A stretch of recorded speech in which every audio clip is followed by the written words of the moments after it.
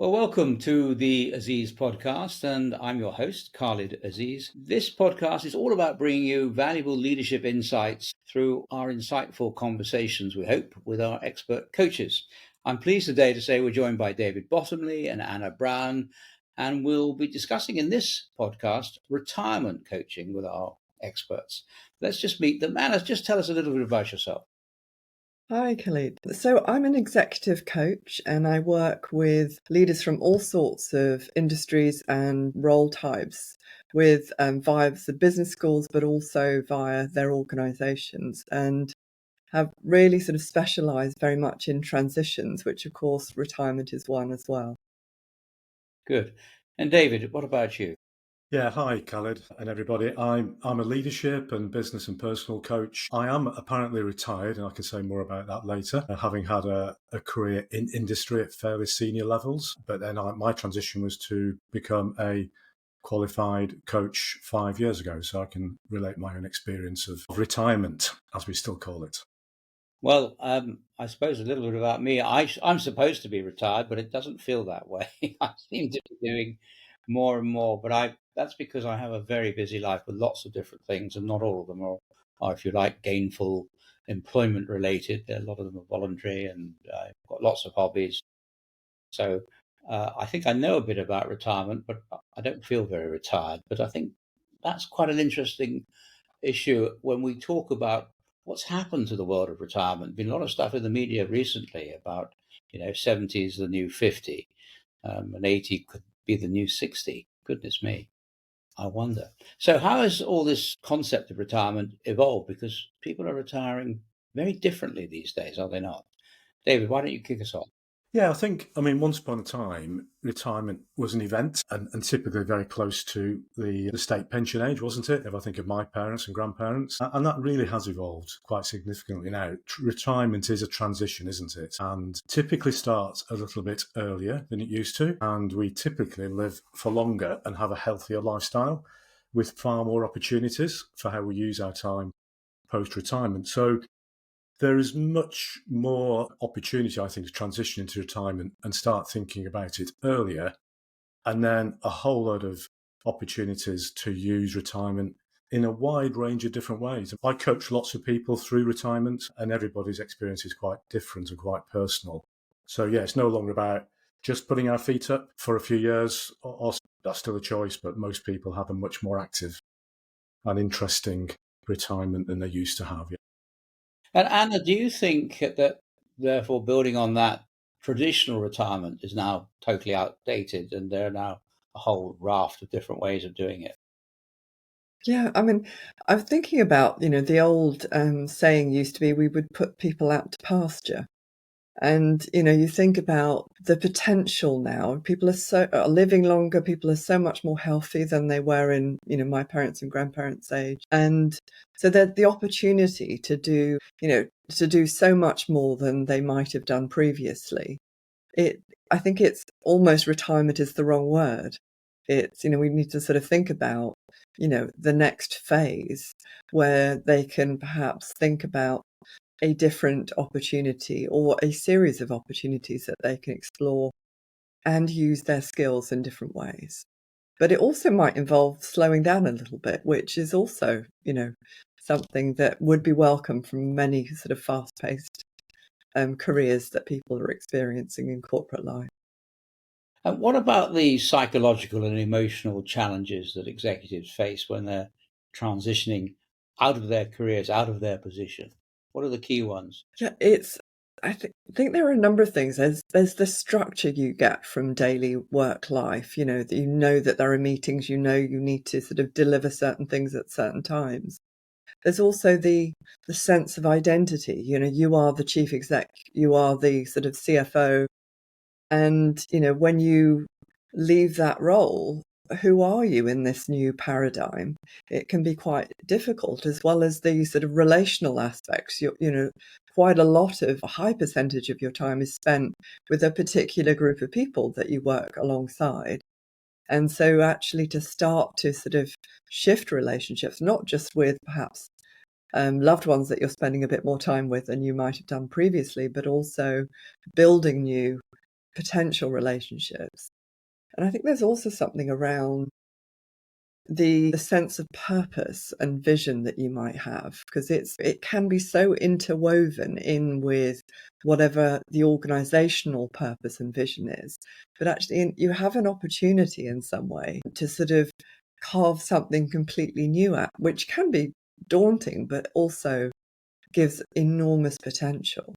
So I And, suppose those are some of the ones that I would think of. and David, very much is it not the case that many people, particularly in senior positions, find that it is their work that defines them, because it is Yeah. absorbed, and that's quite a wrench. And it's all very well saying, "Well, I'd like to spend more time with my family." I do remember one very honest person once saying, I think he was a politician, saying, "Just to be sure, I'm actually retiring so I could spend less time with my family." It was unusual. I mean, reinventing yourself as a person without the trappings of great leadership Yeah, I can, think can be tricky. I agree. I mean, work absorbs so much of our time and energy. And, as Anna's been saying, it provides so much of our needs as human beings, doesn't it? And in terms of identity, I mean, most people introduce themselves based on their job title. And you Yeah. see this on, any quiz program you tune into, what do you do? Well, I do this. Or even sometimes I'm a retired such and such, because that's how people have always defined themselves. And I think, particularly with executives, and I've been there, where your time, your energy, your thoughts are absorbed by work. And, as Anna's been saying, it gives you community and a tribe. It gives you a sense of achievement. It stimulates your brain and keeps you mentally active, and it gives you, hopefully gives you a level of meaning as well. And for all that, as I experienced, I retired in January 2020, no meetings, no job description, no boss, no milestone. Isn't that fantastic? Well, it is. But hey, in terms of psychological challenges, how do I fill my time? Hang on a minute. Do I need to fill my time? Well, it's an interesting date that you gave us, because, of course, in February and March we had COVID strike, Yeah, and nobody told me about that. Otherwise, I might have planned things slightly differently. But that whole thing, which planning, thinking ahead as to how I'm going to manage that psychological transition. And if we don't do that well, and we probably all know people who haven't, it can be really difficult, and people can become isolated. They can feel they've got no meaning, and they can find that transition incredibly challenging, particularly being in a high-powered job. Yeah. so let's think about some practical steps then, in terms of what you say to help people shift their mindset when Mm. you're coaching them. I mean, I tend to take people, or as far as possible, is to take them for walks rather than have the coaching sessions indoors. Because what I find is it's already removing them from that work context, so they can start to sort of explore what life might be like beyond the four walls of their office, and start to think about actually what's important to me, and what do I want those next steps to look like. And how long, I mean, can you define, maximum and minimum amount of time that people need to put aside, both in terms of how much time they dedicate to the coaching process, but also how far out they start this process? Any thoughts, David? I mean, I've coached people a year or two out. I mean, I think you could, in a sense, I don't think you can start too soon, because it's also about how we start to incorporate some of our retirement thinking and mindset before we retire. And I encourage executives particularly to, how are you going to start to slow down, and start to adopt some of the things in your life which are not entirely work focused. And, so for example, as a whole, how will you keep mentally fit? How will you keep physically fit? How will you stay healthy? How will you adapt to your new family situation? And to start to not only think about those before the date, but start to practice some of those changes. Because otherwise it's such a massive transition over a weekend, maybe.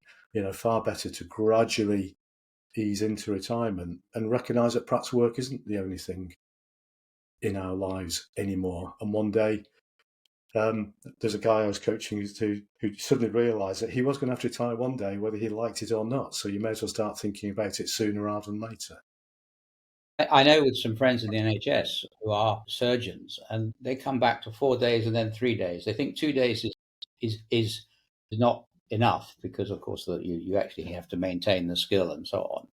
But they find that incredibly helpful. And surgeons, particularly, are not behind the door when it comes to having alternative things to do. But Anna, can you think of some examples of some good things that really work well and perhaps some things to avoid? Yeah, I think one of the key factors as well is to think about the legacy that you're leaving behind. So often, yes, of course, we're thinking about that individual's next steps. But I found that it's really helpful for them also to think about what they've achieved and what they can create the conditions for the organization to continue to succeed when they're no longer there. And that really sort of, seems to start the process of letting go, because that in some ways is almost as important as the next steps. David? Yeah, I think in terms of preparation, I think that's a really good point about making sure we leave well and leave behind without that sort of, people often, what will happen when I leave my organisation? Will they manage without me? Well, they will, won't they? But it's nice to leave with that good handover and that good feeling of leaving well. And recognising your achievements. And then I think it is all about looking forward, isn't it, to that opportunity and that autonomy. And often, I find people who continue working part-time or start their own business take the opportunity to reflect on their careers and think, well, what transferable skills have I got? And where do I really want to make a difference and build a new legacy in a different world? And often that may be more in the community, it may be more socially directed. It may be working in the charity world as a trustee or a volunteer. And maybe being a bit more hands-on. I mean, when I was a director, I loved being a director, but sometimes you think, I just want to do something myself and get out there in the world and make a difference, which is partly why I came into coaching. I know, I'm a trustee of a number of charities and I chair most of them, but we've just taken on a new trustee with very specific skills, but he is in his early 80s. And there was a slight sort of, oh my goodness, but actually he's sharp. He's sharp as a tack. And I think one has to never say never. And I turned around and said, well, if we get 6 months out of him, that's going to be a bonus. But I hope it's going to be a lot longer. The interesting point about being a good leaver, I think, is really key. Certainly when I'm coaching, I'm saying to people, look, you don't want to leave behind a mess. You do want to ensure that it's not just about how good a leader you were, but it's all about the leaders you leave behind because you've developed. Anna, what other bits of advice would you give to somebody if they're in the run up to a retirement for the sorts of things they do within their organization, apart from specify what kind of gold clock you want to be at your leaving do? Exactly. Wow. So, there's particularly, David was saying about, you can start this process quite early on. And I think with a run up of, it could be as early as 3 years ahead, but you have such an opportunity to start to develop a structure that effectively puts you out of a job in a really healthy way for the organization and allows those in your team to grow and develop as you sort of start to step away. And I think quite often, if there is a sort of brinkmanship around, leaving that sort of activity to the last minute, it can cause quite a shock to the organization. It's with most things, there's a balance to be struck, because also if you announce it to the world that you're going, then it does, to an extent, influence or take back some of the influence that you might have, and therefore you have less of an impact than you might have done. And that's not helpful for the organisation either. Yeah, it's the old political issue, isn't it? You become a lame duck leader then because Exactly. you're going. And that's that can be tricky. I suppose the other thing that's tricky and what does drive people is an interesting conundrum which I've discussed with some of my clients is because we have so few final salary pensions now because of the cost. Everybody's in defined benefit schemes. There's a pot of money off which you have to lead. Without getting too political, of course, the latest advice is you should spend it as quickly as you can because the government's going to get their hands on it. But you can have a situation where, excuse my doorbell going off, which just shows we're all working from home these days. But you can have a situation where I don't think people particularly want to know the date of their death, but they really don't know how to manage their money. And uh, I certainly have put some clients in touch with people who know a bit more about money than most of us do, and Mm. help them. But it is a tricky conundrum, and it adds to the anxiety, and overcoming that is pretty tricky, is it not? I think one of the big challenges I find, Khaled, is that people, how prepared are we to spend more than we have income coming in? Because we spend our whole working life, don't we, accumulating. We want to earn more than we spend as a family unit, certainly. And that transition to, well, I know I've always been saving for my retirement, but actually spending more than my income and dipping into those reserves is quite a big psychological barrier. Here it is. The time has come, and we now need to, Yeah, the financial boys call it, it's the drawdown. yeah, start. People are reluctant to draw down, aren't they? And Yeah, they therefore die with millions. yeah. So enjoy it. Go on the holidays, spend the money. Yeah, Mm. So yeah. you can't take it with you. I have a wonderful friend in Derbyshire who, there's a sort of phrase that he used to come up with, which is, he said, "You've got to drink it while it's fizzy," and I like I it. love that, that's not a bad watchword really to live your life by. for sure. Anna, when we look at people who are very close to retirement, and we get some people who say, "That's it. I just want to get out of it." And you know, I often find it sad when some people say, "No, I couldn't wait to retire," because actually, work is good if it's the right work and it suits you. So, getting under the skin when you're coaching, when you get a new coachee come to you and working out what they really want, what tools do you use to do that? I use a tool that really sort of allows them to get a sense of a number of factors at once. So that might be, what's their big vision? What are the footsteps they want to leave in the sand? There's also things around, what is it that they've enjoyed? What really helped them flourish in their career? And what actually do they want to leave alone? I mean, when I was, made the shift from a super busy leadership experience to being a coach, one of the things, I just did not want to be working all hours. I wanted to have a much more space in my calendar. So really sort of getting a sense of who they are, what relationships they want to build, and what the context they want to create, but all in the pursuit, I guess, of a vision that they might have for for some people, they really want to make a difference in their community for some cause or other. Others, want to go into coaching or help people develop in some way or other. And for some, a combination of all of those, and also things like you were mentioning, Khalid, about being a trustee or having a non-exec director type portfolio, or being a consultant. Each individual's so different and so unique, and it's so important to sort of connect with that and get a sense of what matters to them, and really work with that. Yes, I mean, that sense of balance, work life, of course, is the classic one. But I mean, it's just another form of time management. It's just, and you're talking about, I was brought up by the time management principles of a chap called James Noon, sadly no longer with us. Mm. I found him to be inspirational in terms of his insights into time management. And it is about making sure you block out the time to do the things you really want to do. But of course, your priorities shift, and we as coaches can help people shift their priorities and understand, help sort of hold the mirror up to them and say that this is what you seem to be saying, and is this right? What other tools do you use, David? I use, well, a couple of things. One is a tool that's based on 9 basic human needs, and I invite people to assess which of those are fundamentally covered by work, and therefore, when you start working full time, you may still work part time.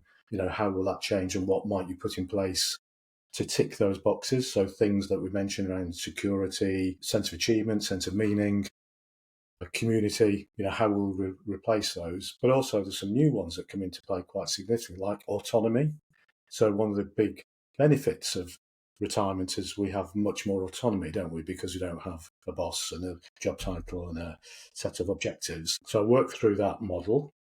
I do work around values, which is similar to what Anna was saying. What are our core values? How many of those have we really been exercising through our last exec role? Maybe some of them, but maybe some different values. And our strengths, what strengths do we have that we may want to use in a different way?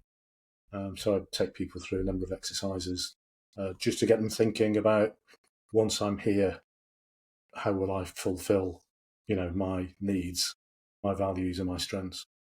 And there's also the aspect, is there not, of how their individual values chime with those of their partners? Because I remember hearing one woman around the dinner table say, well, I married him for love, not for lunch. And he's always here, he's under my feet, and that's a big transition for your partner too. I mean, it might be the other way around, and all those things that they assume would happen may not happen because they haven't discussed it. Yeah, I encourage people to have some independent life as well as, depends, doesn't it, whether your partner's retiring or not as well at the same time. So there's different combinations. Yes. And of course, if your partner then gets busier and leaving you, the roles can get reversed. You can be the golf widow or widower, and it all takes a very different slant if one's not careful, and it comes up to hit you as well. It is so life changing. Well, we've got a few minutes left, so I'd like to just give you a bit of time now each to give us your key takeaways from this. So what should people be really thinking about now as a sort of some key points, maybe 3 or 4 if you've got them. Anna, you first. I want to build on something David said earlier, which I think is really important. It's around really paying attention not just to what you're doing, but also the aspects, things like, obviously the financial considerations that can cause, real stress and worry. But there's also things around health. How long do you want to be healthy and fit to, go on long coastal walks or, play golf or tennis or whatever. So there's to really think about it holistically. Think about all aspects. How are you going to be creative? How are you going to challenge your brain? How are you going to meet new people? So really sort of think about it in the round, and don't, absolutely what you said about, there's your partner will also have things that they want to do, and to have something that you can do yourself that fulfills your own interests, but also allows you to spend time with family and friends. Yes, I mean, some of our Aziz coaches do involve partners with the sanction of the primary coachee, but that can make a lot of difference sometimes. Sometimes it can veer into marriage guidance, so you've got to be a bit careful. But keeping to the brief is probably all right if you can manage that. David, how about you? I think it's, as we've been saying, it's recognising this is a significant, if not the most significant, transition that you may make. So going into that with our eyes open in terms of what we're leaving behind and what we might need to replace. But the other big thing, it's a wonderful opportunity, isn't it? There is so much opportunity in retirement to enjoy things we haven't enjoyed and to fulfill ourselves in ways that we haven't been fulfilled. And I would say that for myself. And in the coaching, therefore, to explore what do you really want to do? What have you not been able to do because you're too busy? What will you do with this time and energy for your own enjoyment without the pressure of expectations from an organisation? So I think it's huge liberation, but as well as really thinking carefully about, what am I going to do to make sure I'm still connected to people? What will I do to make sure I'm still got a sense of achievement, etc., etc. And then put that plan together. And I suppose the one thing I would add to that is that a key factor I see all the time is people's attitude towards loss of status, the status the job delivers them. That can be psychologically really challenging for people. And what I try and do is help them understand that status is all very well, and it's important. You can't get away from that. But actually transitioning to someone that is got worth for themselves rather than for their title is really good. And I have to say, I mean, we've been going over 40 years now in our business, and some of our clients have become coaches for Aziz, which is very gratifying. And many of them are rather more mentors than coaches because of all their grey hair. Nothing wrong with that, of course, I would say. And it's been fascinating to watch some of those grow into mentorship and find a newfound status, which is the status of helping somebody else. You can't put an old head onto young shoulders, but you can speed the process of learning up a bit by just showing people some of the things. What's that great Mark McCormick book? Some of the things they don't tell you at Harvard Business School. But there you are. Lovely. Well, thank you very much for tuning into this podcast. And if you want to find out more about Aziz Corporate and the services we offer, or to get in touch with Anna or David, please contact us at hello@azizcorp.com. And of course, you can always visit our website, www.azizcorp.com. Thank you very much. Thank you, David. Thank you, Anna. Thank you. Thank you.